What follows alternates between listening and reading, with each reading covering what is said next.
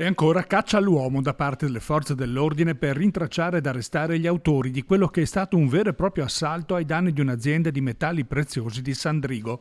Un comando, probabilmente dell'Est Europa, composto da 8 persone che poco prima di mezzanotte ha tagliato la rete di recinzione posteriore del capannone di via Galvani della Paco SRL. I banditi però sono stati sorpresi dall'arrivo di una guardia giurata.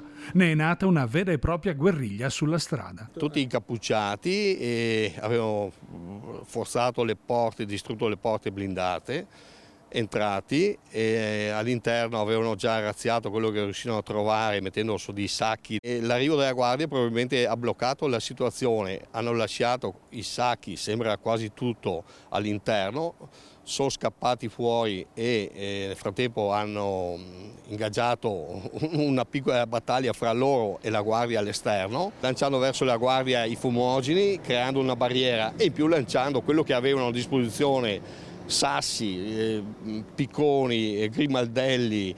Alla fine i malviventi hanno dovuto lasciare sul posto la refurtiva composta soprattutto da catename in argento. Il piano prevedeva la fuga tra i campi con una carriola già pronta per trasportare il malloppo.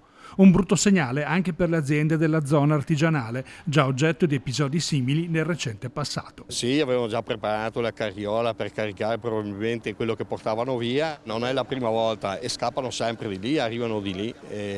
Quella è una zona molto pericolosa per noi. Questo è più di 20 anni, siamo qui, è già la sesta volta questa.